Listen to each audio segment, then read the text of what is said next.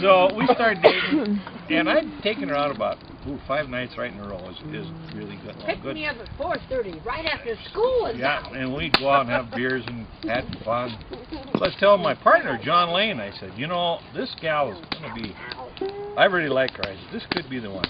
John says, well, she's engaged, you know. And I said, what? He says, yeah, because he knew from school, from Bozeman. I said, okay, well, I'll find out about that. So I picked her up the next night. I said, where's your ring? She says, home on the desk. The dresser, Glen. Whatever. And I said, well, it's either Bob or me. I said, so I took her right to the phone booth. And he was in California at the time. And all her stuff Where was I already had a job and all my clothes. All her clothes were down there and everything. So she calls up and says, send my clothes home. Anyway, that was the end of that. So. Oh, there was a whole bunch of stuff. That's no end. Are you But serious? anyway, it was so close that when MaryJo and I finally got married later, I'd get phone calls and they'd talk to MaryJo and they'd say, hey MaryJo, congratulations, how are you doing?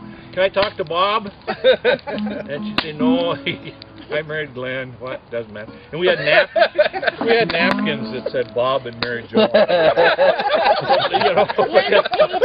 Yeah. Bridesmaids. And then I had to pay off bridesmaids' dresses that were, anyway. So MaryJo and I got married and it was fine. And so our wedding night. You didn't even meet her parents until the wedding. I'd never met her mom until the day we got married.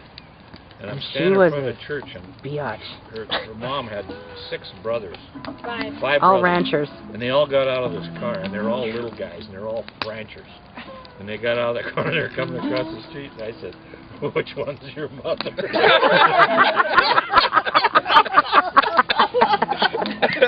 And anyway, so then we get married. So as soon as we get married, MaryJo and I jump in the car and we take off like a couple of idiots. And the party and everything was everybody, you know, we didn't stick around. There was none of that shit. Nobody liked you anyway. No. Yep. So I said, I wanted to get the job done because MaryJo and I had not Done the deed. done anything before we got married. So you had everything packed. Yeah. You went to Bob Gunn to get your cavities filled. Just get out of town. Nurse. So we drive to Missoula, and we get to the Travelers Street Motel. It's one of those with the iron beds. Travelers Street. Travelers Street. Picture that. In Missoula. In Missoula. No. Yeah, it was in Missoula. So we get in there, and things are starting to get going pretty good, and there's a knock on the door. I had my pinwall on. I want you to figure that out. It's a chain link thing. Oh, she was all dolled up. With linoleum. Yeah, the room was not real classy. Anyway, and it was one of those where you park the car underneath a little lean-to right by the motel. You know, it's just Bates Motel all over. Knock at the door. Well, who the heck would know that we're there? So I get up, put on my clothes, whatever. I answer the door, and there's a little girl about, well, she's older than Maggie. Not much. 10 something. My daddy is there right next door. She says, my daddy had a heart attack. Could you help me out?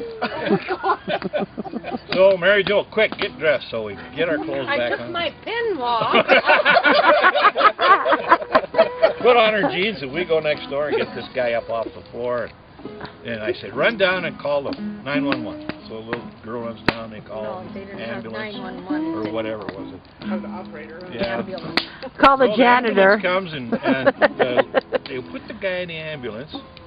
The mother gets in the ambulance, and as the ambulance drives out of the motel, she hollers out the back door, would you watch our daughter until we get back? Okay? I still had my pinwall. So we spent the whole night with this little 10-year-old. We went home and bought her hamburgers and stuff. And so She was a dear. the next day, finally in the morning, the mom came back, and that was the end of that. And I said, well, you know, the room was up. We had to get out. I had to check out. Still couldn't get the job done. And so Cashmore, a friend of mine, Don't be laughing. This is he had a cabin at Flathead Lake. And he said, you guys come up there. He knew we were going to travel. He says, you can have the cabin up there, but it's all by yourself. It'll be a lovely little honeymoon cabin. Jesus, so I'm pedal to the metal. I'm pedal to the side of the lake, and we pull in, and there must have been 50 cars there, and 300 people. And I said to Monk, what the hell is going on? Oh, I forgot, it's a family reunion. There's not one place to stay. Back in the car we go now. I'm driving as fast as I can, looking for any place that says hotel, motel, beds, anything. Get to Hot Springs, Montana. There you go. Hot Springs. Well, I'll tell you that. Tell the rest of the story.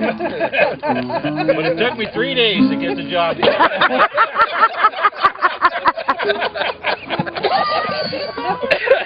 Oh, God. And that is some sad picking behind that story you just did. Terrible. No, I mean it was a sad story. It was doom and gloom on the guitar and perfect with the story. I loved it. It was perfect. The blues. That story is amazing. This is how we met.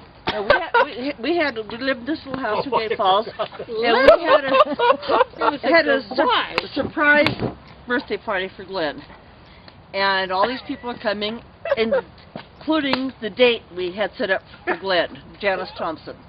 Janet, Oh. a dear friend of mine. Yeah, and we moved all the furniture out so that it was little.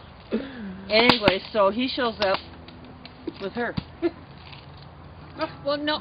Well, No, I was thinking that was the first night you guys met, though. it is. It's the Well, how first did night you get there?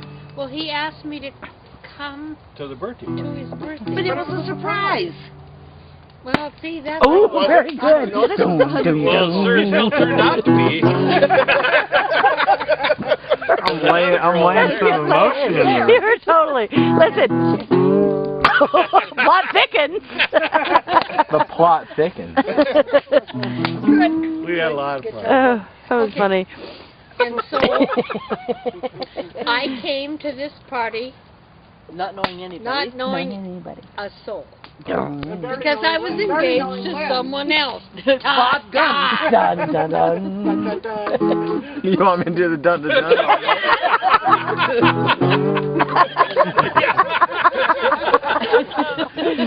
I did. I'll just carry And then I went to this party. And I didn't know a soul. That was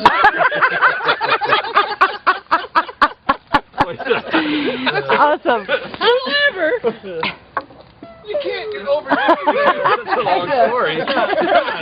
Dear God. We're dead. He only knows 4 chords. Two change How many drum rolls do you want? Tell Anna we won't be there tomorrow. We got a wedding at 4 p.m. okay, so we went to the party. Da, da. And Brad and Rosie's house. Yeah. It was just scary anyway. I picture for it. Had a cake baked for it with a beer can on the top of it, which was way before all these fancy cakes were set. Innovators. It was an original idea. Here's the deal. The sad part about it was these two were married. Brad and Rosie were married. None of us other guys Oh, God. were, and so Don't that remind me. we'd go to their Rosie house all put the up time. with You know, just it drove them crazy. Because, I put up with a lot of shit. yeah. She did. Yes, you did. So, What's that, Brad? so Glenn and Jess, another guy who's dead now, would show up on Sunday about 1 o'clock in those one-piece kind of work Coverall. clothes, coverall uniforms, you know, and they had to go work on the car, so they needed Brad to come help. What a neat collection. Yeah. So That was such a bad deal. and I just hate him for it. And so he'd take off and leave me stuck home all day with a baby. And there. And so I finally got smart. So there's a club out in Black Eagle, which is outside of Great Falls, and it had a club called the 3D Club. And I found out that on Sundays they had jam sessions. Around 1 o'clock. No, it's actually about 1:30. Okay, yeah, makes sense. And so one time I packed her in the car, the kind of car seats we used to have that weren't like the car seats now, and drove up by the 3D Club, and there's their damn car right in front of the door. And all our coveralls are laying Oh, son of a bitch. That was the last clutch we ever worked with. But they did this to me a lot. Yeah, they did that. It's tough being the first couple married. Yeah, where'd Maggie go? Dave. In bed. Is she? Uh-huh. I carried her in, took her through the threshold. Oh, okay. Well, yeah, I guess we are in Montana. What'd you say? Yes, we are in Montana. Carry your kid through the threshold, really? Little bit scary. Wah, wah, wah. Yes, yes. Only they know how to play.